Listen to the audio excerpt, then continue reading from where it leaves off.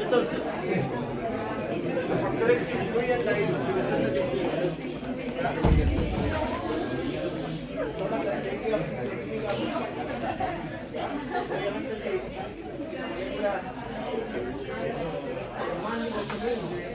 obviamente si la molécula es más liposoluble va a llegar, ¿cierto?, mejor a los tejidos. Pero aquí también, ¿cierto?, hay algunas cosas que son importantes porque van a haber compuestos, por ejemplo, en la parte que veo yo, en los antiinflamatorios, hay antiinflamatorios, por ejemplo, que logran buenas concentraciones articulares y otros no. ¿Ya? Por ejemplo, el diclofenaco logra buenas concentraciones articulares, por lo tanto va a ser más efectivo para dolores articulares que otros. ¿Ya? Los antibióticos van a ver ustedes, por ejemplo, los antibióticos que se utilizan para tratar la artritis séptica, que son las inflamaciones de la articulación, ¿cierto?, originadas por microorganismos, y para tratar, ¿cierto?, las infecciones óseas, que tienen que lograr ustedes, ¿cierto?, conocer si el medicamento efectivamente llega o no a ese tejido. Ya hay algunos antibióticos que logran eso, como la cefalosporina de tercera generación, y los aminoglicosidos que tanto no queremos, ¿cierto? La gentamicina, la micamicina, que los podemos acá como tenemos un poco miedo, de respeto desde el punto de vista farmacocinético. Bueno, su capacidad o no de unir a proteínas plasmáticas es una condicionante. Ya, por ejemplo, los fármacos en su mayoría se unen alto a proteínas plasmáticas, entonces en su mayoría en el riñón, pregunta, ¿van a ser filtrados o secretados?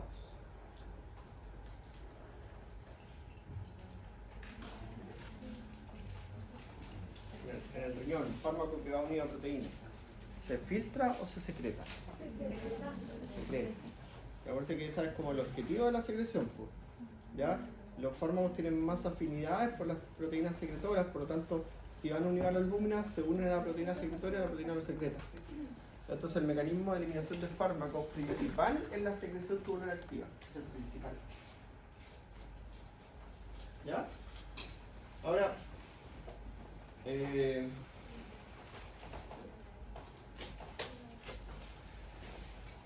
la irrigación del órgano, ¿cierto?, es algo que también se considera, por ejemplo, en la llegada del fármaco al ojo. ¿Ya? ¿Qué se usa en el ojo? Presentaciones farmacológicas de uso oftálmico, que son los... ¿Cómo se llama? Colirios. Ese es el nombre. ¿Ya? La gente le dice, estoy usando un colirio. Te dice, bueno, esa es la forma farmacéutica para hacer administrar el ojo. ¿Pero qué está usando? Antibiótico, antiinflamatorio. ¿Qué está usando? ¿Ya? Porque hay antibióticos en formulación colirio, hay vasoconstrictores en presentación de colirio, ya que son presentación, el colirio es una presentación de uso oftálmico. ¿Ya? ¿Por qué? Porque, a vuelta ustedes, la circulación del ojo, la última capa irrigada del ojo es la coroides. ¿Ya? Entonces el medicamento para llegar al ojo, sobre todo a la región donde está la conjuntiva y eso, tiene que pasar muchas capas por difusión para lograr buenas concentraciones en ese tejido. ¿Ya? Por lo tanto, son muy efectivos los fármacos colirios y también los fármacos óticos. ¿Ya? Porque a menos que tengas una infección ótica que comprometa el oído medio, ¿sí? El fármaco de uso externo es mucho más efectivo para tratar la otitis. La otitis externa es como comezón, ardor, dolor, ¿sí? Pero sin signos sistémicos. ¿Sí? Ya. Afinidad de fármacos por tejido específico, lo que les decía yo hace un rato, con los aminoglicosios que tienen afinidad por el tejido renal. También tienen afinidad por el tejido óptico, que pueden producir algunos diuréticos, como la fulsemida, y los aminoglicosios pueden producir ototoxicidad, que lo que producen ellos, ¿cierto?, es una sordera que puede ser transitoria o puede ser permanente, dependiendo del grado de daño que se genere. ¿Ya? Y también la afinidad, por ejemplo, tejido específico que tienen los anestésicos generales inyectables por el tejido adiposo. Eso también hay que considerarlo, ¿cierto? Y el secuestro por precio, ¿cierto? Que ya eso lo conversamos. Ahora, la distribución se considera, ¿cierto?, con un modelo farmacológico. ¿Ya? El modelo farmacológico monocompartimental, tricompartimental o bicompartimental, ¿cierto?, que considera lo siguiente. En el modelo monocompartimental, ¿cierto?, el fármaco se distribuye en todo el tejido, ¿cierto?, en todos los tejidos. ¿Ya? El modelo bicompartimental, el fármaco está pasando desde la sangre al tejido periférico. El más común, ¿cierto? Desde la sangre al tejido periférico. Y en el modelo tricompartimental, ¿cierto?, vamos a encontrar lugares de depósito de los que el fármaco se va a ir liberando en la sangre. Son modelos teóricos. ¿Ya? Ahí está el modelo monocompartimental, bicompartimental y tricompartimental, ¿cierto?, que en definitiva se considera el tejido extracelular, el tejido sanguíneo y en este caso, ¿cierto?, algunos tejidos que son y que se ha observado que son tejidos de depósito. ¿Ya? Entonces, mira, por ejemplo, aquí tienen la concentración de la digoxina en el tiempo. ¿Ya? Y ahí nosotros vemos la fase de distribución y el otro modelo de distribución, ¿cierto?, plasmático, que es fase de distribución y fase de eliminación. ¿Ya? ¿Qué pasa en la fase de distribución? La concentración plasmática, ¿cómo es?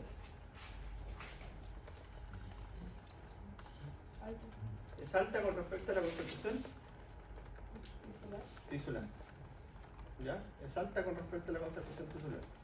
Y en la fase de eliminación, hay más en los tejidos que en la sangre.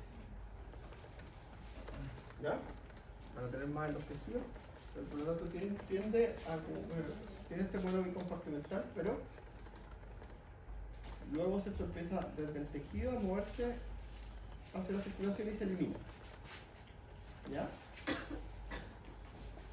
Ya es el modelo bi, para que eso lo puse para que el bicompartimental. El tricompartimental, ¿cierto? Tú tienes, en este caso vamos a tener la concentración mínima detectable, la duración del efecto, la concentración mínima eficaz. ¿Ya? Y ahí tenemos, ¿cierto?, las variaciones de la concentración plasmática, ¿sí?, en función de la concentración tisular. ¿Ya? Entonces las variaciones de la concentración plasmática ocurren porque vamos a tener liberación del fármaco desde dos partes, desde la sangre, ¿cierto?, desde los tejidos a la sangre y desde los tejidos de depósito a la sangre. Entonces hay tres compartimentos: el extracelular, el tejido de depósito y la sangre. Y la concentración plasmática va cambiando porque en definitiva el fármaco se va movilizando desde los diferentes compartimentos de depósito y desde el extracelular a la sangre. Y va generando este cambio de concentración plasmática que es bien marcado. ¿Ya? O sea, puede fácilmente hacer caer de la concentración mínima eficaz. ¿Ya? Ese es el modelo tricompartimental.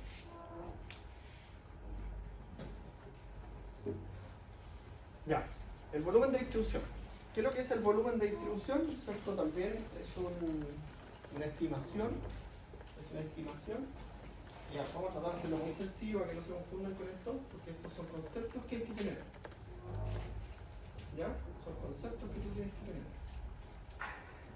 Como decía yo, es un modelo predictor del comportamiento del medicamento en nuestro organismo. El volumen de distribución, ¿cierto?, nos muestra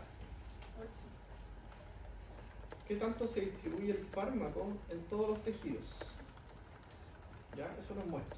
Eso es lo que nos muestra. Ahora, a mayor volumen de distribución va a tener mayor penetración a los tejidos, va a tener mayor vida media y va a tener mayor distribución. ¿Ya?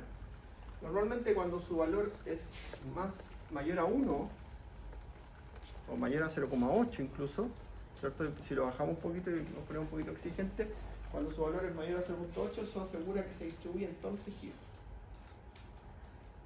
¿Ya? ¿Por qué? Porque nosotros multiplicamos el volumen de distribución por el peso.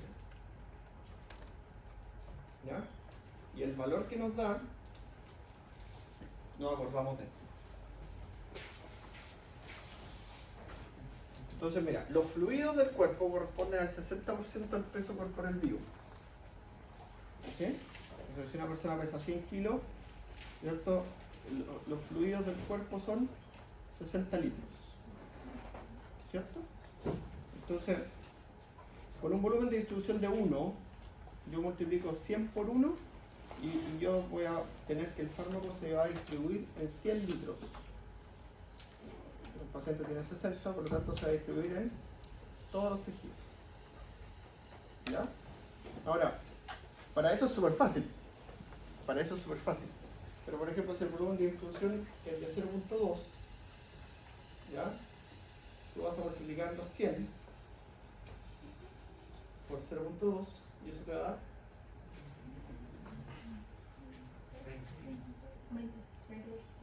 20 litros. 20 litros. Y los 20 litros, si nosotros miramos, corresponden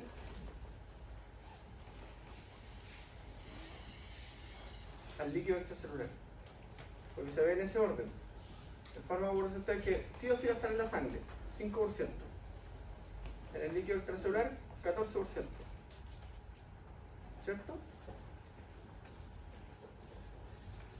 Entonces, el 20% del peso corporal vivo son 20 litros. Entonces, el fármaco se va a distribuir bien en el tejido extracelular, pero no nos asegura, no es que no vaya a llegar, no nos asegura el modelo predictivo que va a llegar al intracelular.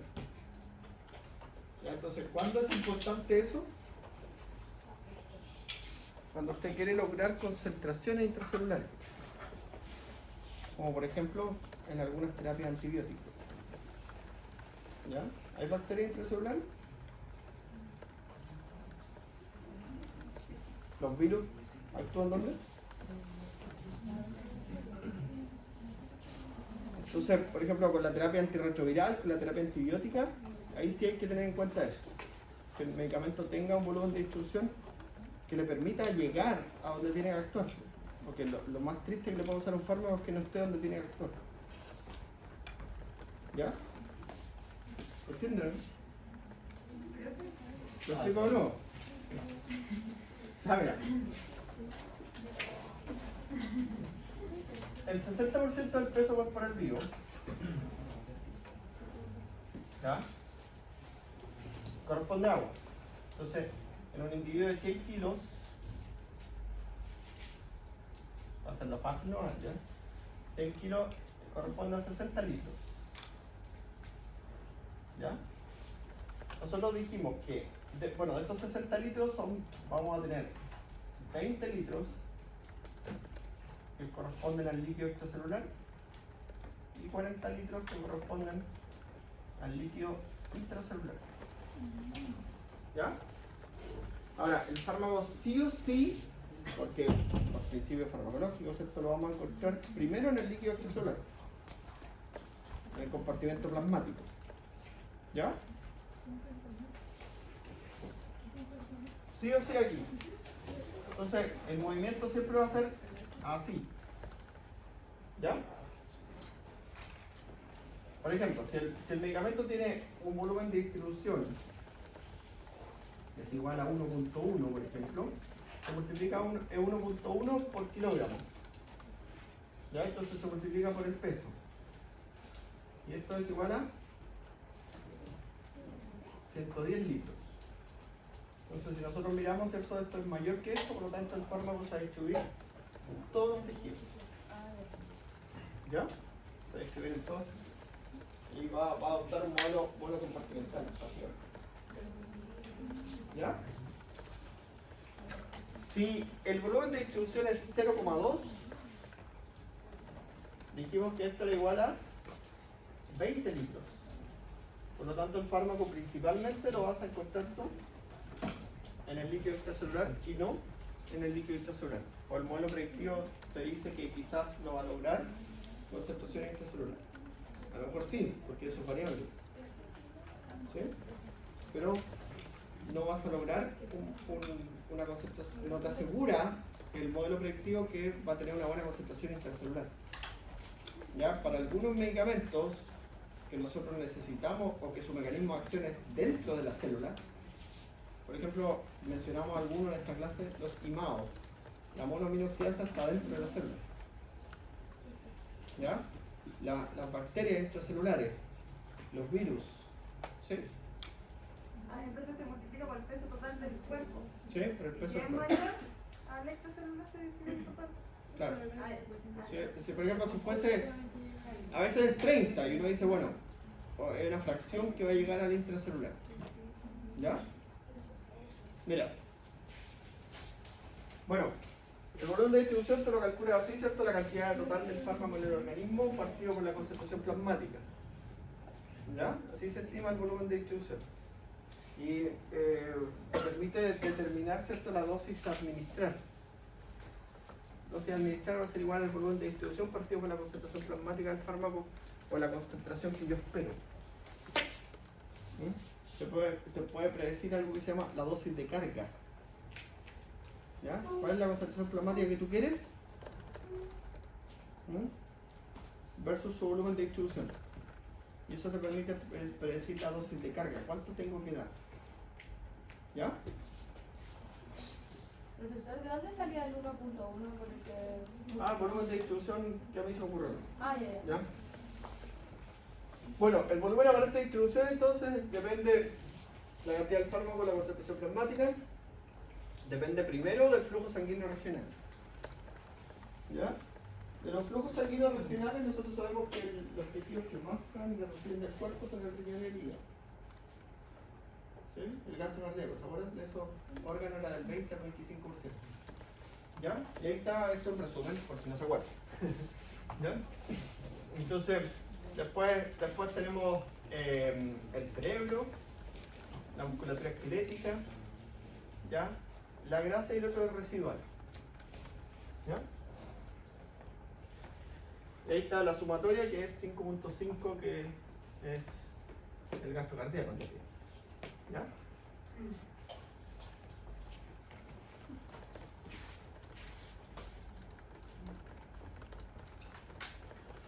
Bueno, la unión de proteínas plasmáticas puede ser alterada, ¿cierto?, por factores fisiológicos como la gestación fisiológica, ¿cierto?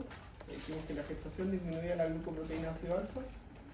Es una consideración que vamos a tener con los fármacos que se unen a la glucoproteína ácido alfa. ¿Ya? Factores patológicos, ¿cierto?, como alteraciones de la función renal, alteraciones de la función hepática, que pueden afectar, ¿cierto?, la concentración de proteínas plasmáticas. Usted sabe que en la insuficiencia renal crónica el paciente tiene hipoalbuminemia porque está perdiendo proteínas por el riñón. En la insuficiencia hepática tiene menor concentración de proteínas plasmáticas porque tiene una dificultad en la absorción de proteínas plasmáticas. ¿Sí?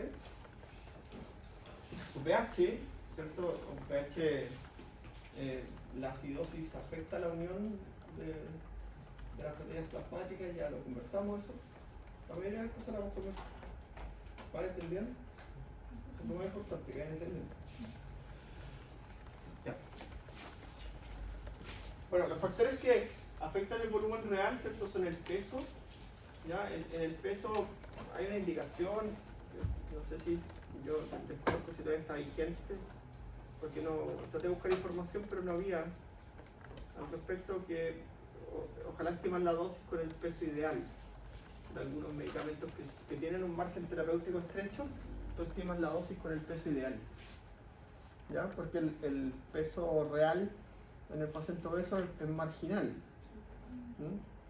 ¿Cierto? Marginal, como está subestimado o sobreestimado por la grasa, ¿ya?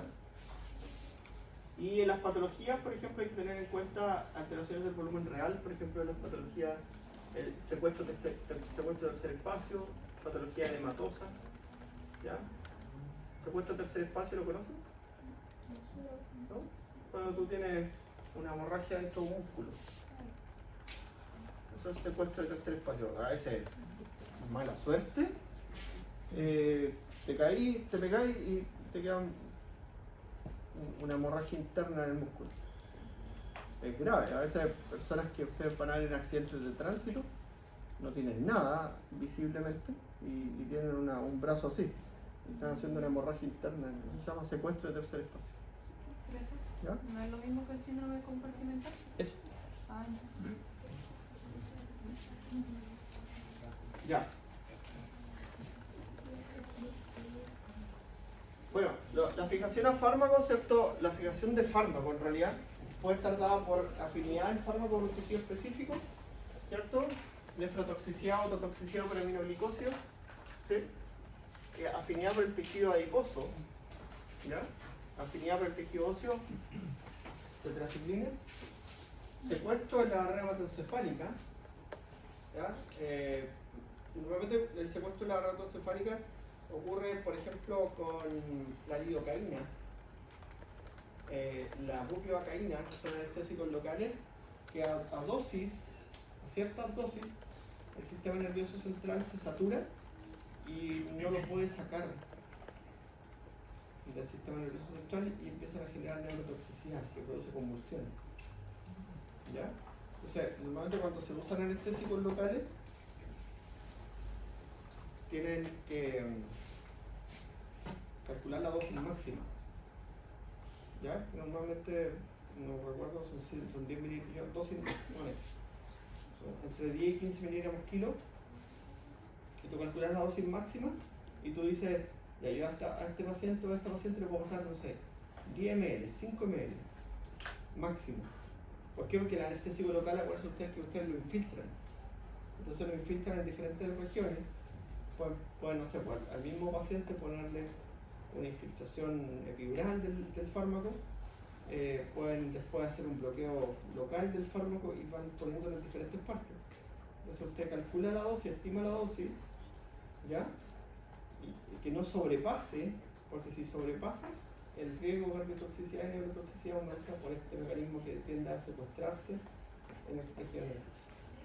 ¿Ya? Las proteínas de transporte se saturan y no lo pueden sacar del intestino. ¿Ya? Bueno, mira, ahí tiene el fenómeno de la redistribución cuando se administra tiopental. El tiopental es un anestésico general inyectable. ¿Ya? Es de la familia de los barbitúricos de acción ultracorta y se utiliza todavía. ¿Ya? Tiene una ventaja, es de bajo costo. ¿Ya? Se utiliza en todos lados. ¿Ya? En las clínicas, en los hospitales, todo. Ya lo usan mezclado con fentanilo para inducir la anestesia. ¿Ya?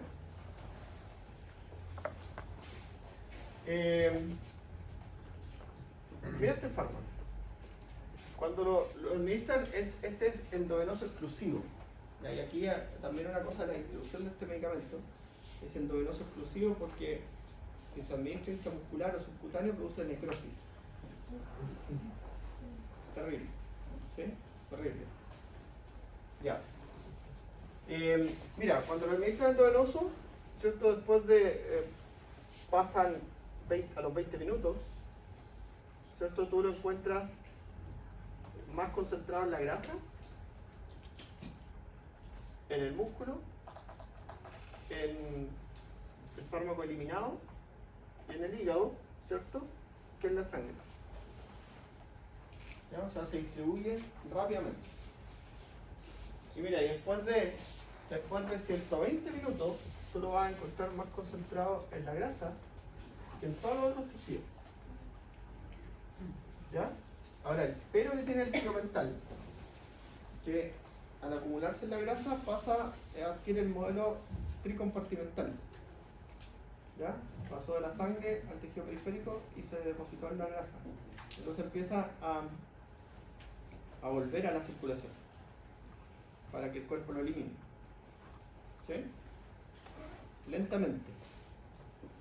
Y se mantiene por un tiempo prolongado. Los pacientes están anestesiados o semicomatosos por un tiempo prolongado después de la cirugía. ¿Ya? Algunas veces, ¿cierto? Se quiere eso. Se quiere que esté tranquilo. ¿Sí?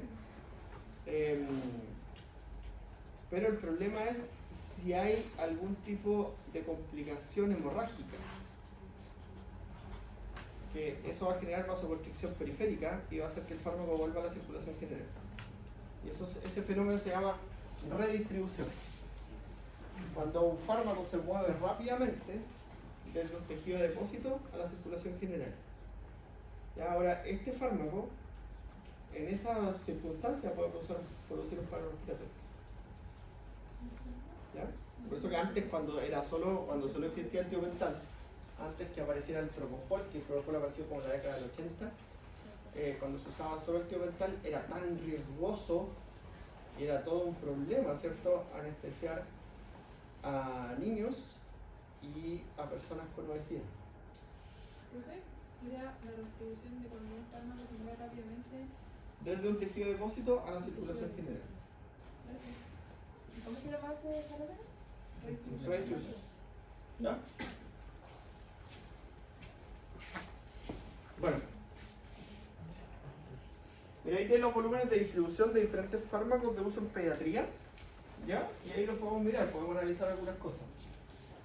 Por ejemplo, cloranfenicol, ¿cierto? Que está ahí, ¿cierto? Tiene un volumen que es de 51, ¿cierto? Se multiplica por kilogramo.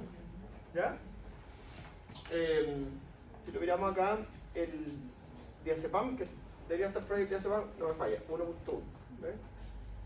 Una amplia distribución a todos los tejidos. Su mecanismo de acción es en el sistema nervioso central, en los receptores GABA, y entra a la célula y desde dentro de la célula modifica al receptor GABA. Eso hace el diazepam. Aumenta la afinidad del GABA por su receptor. ¿Ya? Diazepam, clonazepam, midazolam, cloprazepam, todos esos mecanismos. La gran diferencia entre ellos son los tiempos de acción. El más antiguo se llama clordiazepóxido, a lo mejor ustedes nunca lo conocieron. Después el diazepam, y el diazepam tiene muchos metabolitos. Y de los metabolitos han ido como extrayendo fármacos. Por ejemplo, se extrae el midazolam, que es más potente de todos. ¿Ya? Bueno, tenemos una clase de benzodiazepinas, tienen un taller de benzodiazepinas de uso psiquiátrico y un taller de benzodiazepinas de uso relajante muscular. Es una familia maravillosa y gigante, la benzodiazepinas. ¿Ya? Bueno, carbamazepina, el volumen de distribución del 1.4 versus fenitoína, 2 antiepilépticos, ¿cierto? Hay otros que tienen, por ejemplo, volumen de distribución de 0,1, la cloxacilina, es un antibiótico. Ya la cloxacilina es un antibiótico que se usa harto en infecciones de la piel, del tejido periférico. Su volumen de distribución es 0,1. Actúa en el tejido extracelular. ¿Ya? ¿Entienden la idea? Cefalotina, cefoxitazima, ¿cierto? Que son medicamentos que se utilizan como profilácticos en cirugía, también son antibióticos, son cefalosporinas de tercera generación. ¿Ya? La unidad de antibiótico-terapia y algunas clases de algunos sistemas que me gustan a mí, la va a hacer la profesora Sandra Torres. ¿Ya? Y dentro de eso está antibiótico. ¿Ya? Yo antibiótico creo que sé lo que tengo que saber, y lo quiero saber más tarde.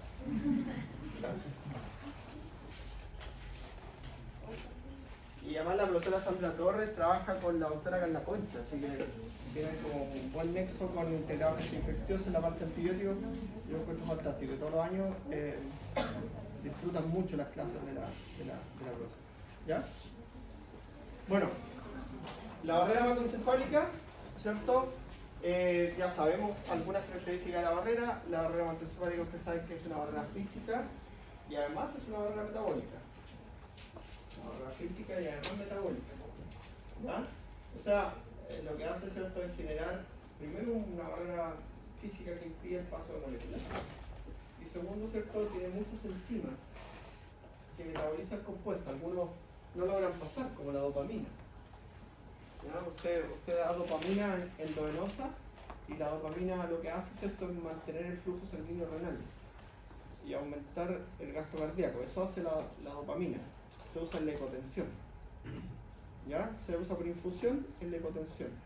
Pero esa dopamina no llega al cerebro. ¿Por qué? Porque la barrera hematoencefálica la degrada. ¿Ya? ¿Qué hace cuando tiene que dar dopamina?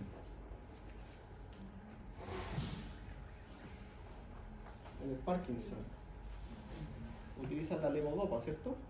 ¿Y qué es la levodopa? El paso antes de la dopamina. Entonces, cuando pasa por la barrera la metaboliza y la convierte en dopamina. ¿Ven? Otra estrategia de muchos medicamentos, por ejemplo, es minimizar el paso de la barrera. ¿Ya? Y una de las cosas estructuralmente de la química que estructuralmente es súper exitosa es la adición de amonio cuaternario. Ya que hoy día salió el amonio cuaternario, usan para limpiar las cosas, ¿cierto? Ya, pero un compuesto químico que se une a fármacos y evita su paso por la barrera. ¿Ya? Entonces hay muchas toxinas a veces que son bien famosas, que nosotros las usamos como fármacos, pero como tienen una adición de amonio cuaternario, no pasan la barrera y nosotros podemos visualizar solo el efecto periférico. ¿Ya? Como por ejemplo la pilocarpina. ¿Ya? La pilocarpina es una toxina que es modificada estructuralmente, ¿cierto?, con amonio cuaternario y se utiliza como un agonista colinérgico. ¿Ya? La utilizan para favorecer, ¿cierto?, el vaciamiento de la vejiga y la vejiga neurógena, o favorecer la motilidad intestinal en el megaesófago o el megacolon. ¿Ya? Es como terapia farmacológica postquirúrgica. ¿Ya? Bueno, pero en la barrera vamos a repasar, ¿cierto?, estas proteínas de transporte que lo que hacen, ¿cierto?, es evitar que el fármaco logre concentración en el sistema nervioso central. Entonces, estas proteínas de transporte van a permitir, ¿cierto?, que salga el fármaco desde el interior del cerebro, ¿cierto?, y no se concentre en el tejido nervioso. ¿Ya? Mira, esto, si lo quieres leer, ¿cierto?, lo mismo que estamos hablando está aquí en este artículo, súper bien descrito. Mira, aquí tienen un fármaco, ¿sí?, que al pasar la barrera hematoencefálica, ¿cierto?, rápidamente impide su paso estas glicoproteínas de transporte. Lo sacan. Entonces miren la concentración en el cerebro. ¿Ya? Entonces, como les decía yo, al conocer esto, que esto no es tan viejo, esto es nuevo. Capaz que meta las patas. 2006, eso es nuevo. 2006. A mi bella 5 años. 5 años tenía usted. Oh.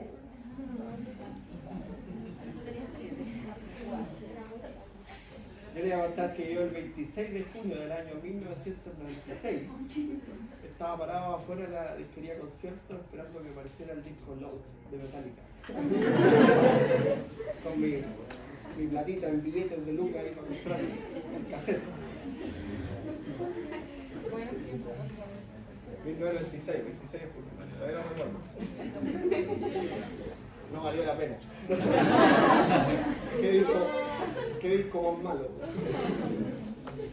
Bueno, el año 2006 apareció este estudio de las proteínas transportadoras y ha ido como avanzando en el tiempo, ¿ya? Avanzando en el tiempo y ha dado muchos frutos, porque por ejemplo, este medicamento que estamos viendo aquí, nosotros la amitriptilina, que es un fármaco antiguo, ¿cierto? Dijimos que la amitriptilina era un fármaco antiguo. Hoy día tiene otros usos, ¿ya? Uno de los usos dijimos para tratar el dolor crónico, pero también se utiliza como saturador de transporte, ¿ya? Incluso hay amitriptilina modificada que no atraviesa la barrera, sino que lo que hace siempre es saturar los transportadores, y mira, facilita mayor penetración del fármaco al sistema nervioso central. Entonces hay unos estudios pilotos, por ejemplo, hay una enfermedad que causa estrago en la población adulto mayor, que es el Alzheimer, ¿ya? Y el Alzheimer se debe a deficiencias centrales de acetilcolina. Los primeros núcleos en fallar son los núcleos colinérgicos cerebrales. Entonces, las terapias con memantina y tacrina, que son inhibidores de las colinesterasas, tienen muchas reacciones adversas, porque un inhibidor de la colinesterasa va a generar por sí reacciones adversas, ¿ya? Entonces, se utilizan, hay unas terapias, ¿cierto? Unos modelos en el ensayo clínico de estas terapias de saturación enzimática con amitriptilina para facilitar el paso de la acetilcolina y evitar su degradación en la barrera, ¿ya? O su bombeo desde la barrera. Y hay varios fármacos que están usando este modelo de amitriptilina como saturador de proteínas de transporte, ¿ya? Bueno, esto es más nuevito que la historia que les conté. Pucha, el tiempo, de verdad, cuando ustedes pasen los años, ustedes se van a dar cuenta que van a pensar, oye, si fue ayer, no. ¿Sí? Fue ayer, no. ¿Sí?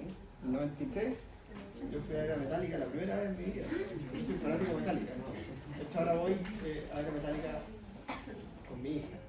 No. A mi hija le gusta. Voy casi llorando. Cómprame la entrada y chao.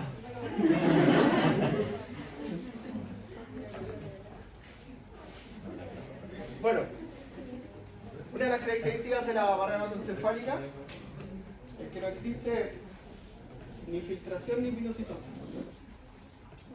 Depende críticamente de la liposolubilidad del compuesto y del grado de ionización. Por ejemplo, ustedes tienen, hay toxinas que hacen lo mismo que fármacos, pero por ser liposolubles pasan la barrera, ¿ya? Y tienen efecto central, ¿ya? Como la toxina de la marea roja, que hace lo mismo que un anestésico local, pero si yo me inyecto anestésico local en la sangre, no pasa nada. Se beneficia quizá el efecto antiarrítmico de la anestesia local, pero no tiene ningún efecto central, a menos que me ponga una sobredosis, ya conversamos un ratito, ¿ya? Pero si la molécula es liposoluble, produce efectos centrales, ¿ya? Muchos efectos centrales. Ya. Ahora sí, la barrera hematoencefálica siempre va a estar alterada en condiciones fisiopatológicas como la acidosis o la alcalosis, ¿ya? Ahora ustedes que la acidosis produce vasoconstricción cerebral y la alcalosis produce vasodilatación cerebral. Las deficiencias de oxígeno, la hipoxia o la anoxia y los procesos inflamatorios sistémicos, ¿ya? En los procesos inflamatorios sistémicos, ¿ya? Va a estar aumentada la permeabilidad de la barrera. Entonces obviamente los compuestos van a aumentar sus concentraciones cerebrales, ¿ya? Eso es importante. Ya. Bueno, una molécula se mueve por difusión pasiva, por transporte activo, ya se metabolizan, a veces se transforman en un compuesto activo. Por ejemplo, la morfina se transforma en un compuesto similar a la dinorfina cuando pasa por la barrera. Morfina se convierte en dinorfina, similar a la morfina. ¿Ya? Y así. Hay muchos ejemplos, pero vamos a avanzar. La placenta. ¿Ya? En la placenta la principal complicación, si ustedes miran cuál es la implicancia del consumo de otros compuestos durante la gestación, la principal implicancia, ¿cierto?, es que afectan el transporte placentario, que los fármacos o el alcohol o las drogas afectan el transporte placentario. ¿Ya? Por ejemplo, el alcohol satura los transportadores de glucosa. Entonces pasa menos glucosa al feto. ¿Ya? Bueno, nosotros sabemos que la placenta, y eso lo aprendimos en fisiología, ¿cierto? La placenta es un tejido metabólico. Muchas hormonas son metabolizadas antes de pasar a la placenta. Por ejemplo, el cortisol pasa como cortisona, que tiene una vida media más corta, ¿cierto? Eso minimiza el efecto del estrés sobre el feto. ¿Ya? Los fármacos también. Los fármacos entonces utilizan todas estas proteínas de transporte, ya que también están presentes en la placenta, las que conversamos antes, para movilizarse, ¿cierto? Y llegar a la circulación fetal. ¿Ya? El grado de ionización es súper importante porque resulta que la circulación fetal tiene un pH que es un poquito menor que el pH materno. El pH materno es entre 7.4 y 7.45, el pH fetal es entre 7.25 y 7.30. ¿Ya?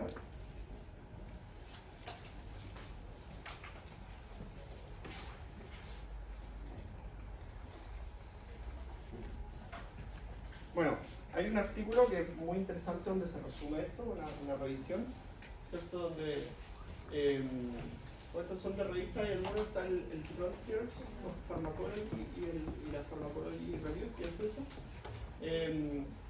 Este es de farmacología, no, este es la revista clínica de farmacología, ¿ya? El Clinical Journal Pharmacology. Entonces aquí se ve, ¿cierto? El transporte y el metabolismo de fármacos, ¿cierto? En la placenta humana, ¿ya? Y bueno, el fármaco libre es el que se va a movilizar, ¿ya? Por difusión pasiva, si es liposoluble, por transportadores activos, ¿sí? Y como es usted que la placenta aquí puede ejercer un efecto metabólico. Por lo tanto, después de la difusión y el efecto metabólico, logramos concentración. ¿Cuál es la implicancia de lograr una concentración en un fármaco en el feto? Que el feto, ¿cierto? La concentración para él va a ser mucho menor que la de la madre. Entonces, el grado de toxicidad en él va a ser mucho mayor. ¿Ya? Porque por eso ustedes que si bien en lo humano está estandarizado, ¿sí?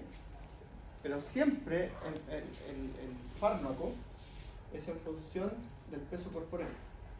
La dosis del fármaco, en pediatría se usa todavía, ustedes los que sean pediatras aquí, siguen calculando dosis. ¿Ya? Se da dosis por kilogramo de peso. Porque el peso es variable, por recién nacido, el niño de 14 años, el peso es variable, se va calculando la dosis. Cuando en los adultos, ¿cierto? Normalmente la dosis está estandarizada para un individuo de 70 kilos. ¿Ya? Y por eso uno usa 500 miligramos de retemol en el adulto. ¿Ya? Y hoy día hay estudios que dicen, por ejemplo, si tiene mayor masa muscular, se usa 1 gramo y así. ¿Ya? Bueno, y esa es la principal complicación. ¿Ya? Aquí tienen la tablita, ¿cierto? Muestra lo que está en esta tabla 2, ¿cierto? Son algo que vamos a ver la próxima semana ya. Hasta ahora, sí, la próxima semana ya. Metabolismo de fármacos, ¿cierto? Que son las CIP, son las citocromo oxidasa hepática. Y aquí están las enzimas que están presentes en la placenta. ¿Y cuándo aparecen? En el primer trimestre o en segundo y tercer trimestre. ¿Ya? Y lo que tienen acá, ¿cierto? Son las proteínas de transporte, ¿ya? Y los sustratos que tienen. ¿Dónde están ubicadas, ¿cierto? En la localización en la placenta. ¿Ya? ¿Y qué es lo que transportan? ¿Qué es lo que transportan? Entonces, aparece el fármaco que lo va a bloquear. Entonces, el fármaco que aparece en la lista, al final de la lista, para que entiendan la tabla, el fármaco de aquí va a afectar este proceso fisiológico. ¿Ya? Entonces, aquí hay el transporte de una serie de moléculas que son vitales y que son fundamentales para el feto, que los fármacos que aparecen en ese listado van a afectar su transporte. ¿Ya? Mira. Ah, no se me acabó. El metabolismo está entonces. Yo pensé que aquí está la tabla que diferencia la indicación de la FDA para los fármacos que son potencialmente riesgosos durante el embarazo versus otros. Ya eso está en la otra lista. Yo pensé que está en ya pues. Ojalá hayan entendido todo. Nos vemos en la otra semana. Oye, gracias por la...